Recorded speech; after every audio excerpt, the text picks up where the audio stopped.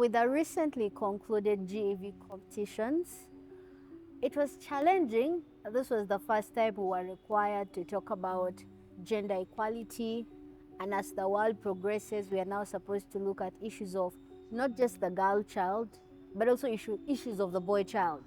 Ordinarily, it would be easy to just sit down and write about girls and their problems and their challenges. But this time we had to address issues from both sides.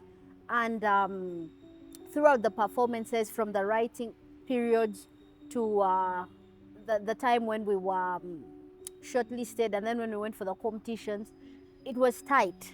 The pieces were extremely good. They were very informative. They were very broad and progressive.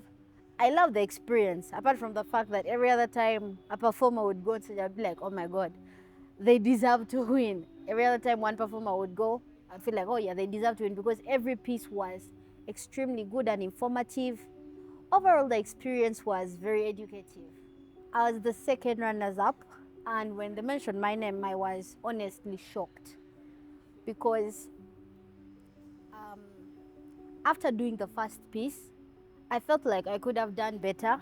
And then I felt like there were pieces that were really good, that spoke to my heart. The pieces that said the whole thing. I was very excited, surprised, shocked. My friends came and carried me. The whole stage was crowded, but it was an amazing experience when I won. I was so happy. Like, I had a whole family supporting me. I had my friends from Yali who came over. I had my friends from school who came over. They carried me on stage. It was an amazing experience. As a law student who is a poet and a writer, I get to view the world from various perspectives.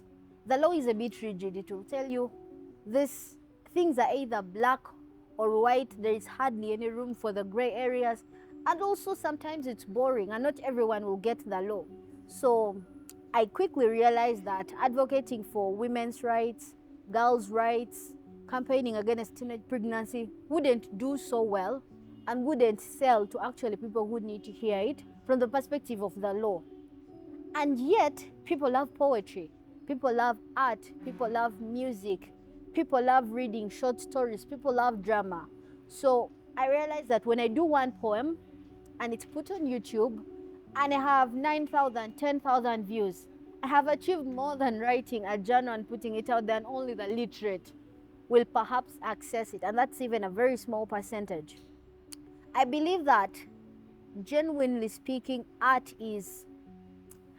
poetry, music, drama is one of the best mechanisms through which we can advocate for change in our society, and especially when it comes to advocating for the rights of the girl child. You're going to dramatize it, you're going to put it in poetry, throw in proverbs that everyone can relate to, make it entertaining at the same time as making it educative. That's the one way you capture everyone's attention.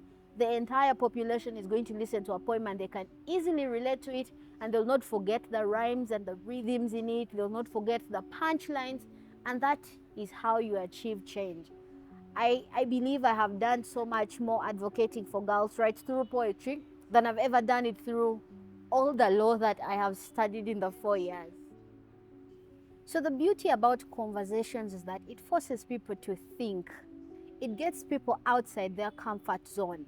You tell someone something several times, they start to think in that line, they start to want to act in that line.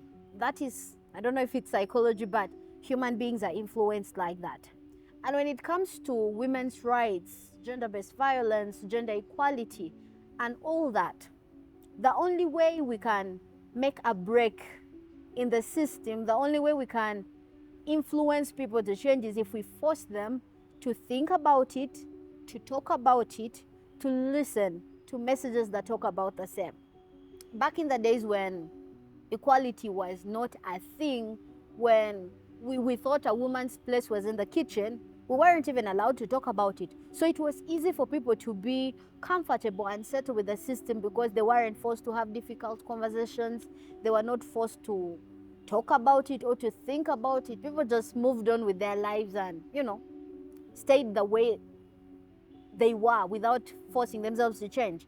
But now we are talking about it. We are having campaigns, we are having poetry competitions, we're having storytelling competitions, people start to think about it. People start to acknowledge that, okay, maybe there was an issue with the system. People start to understand that there is a need for change. People start to see themselves as possible solutions. When you recite a poem, when you have a conversation about gender-based violence, someone is forced to picture the situation. They either picture themselves as a potential victim or see the plight of the person who is the victim. And that is how we force people to change, to join the movement, to advocate for a better system. That's the importance of conversation.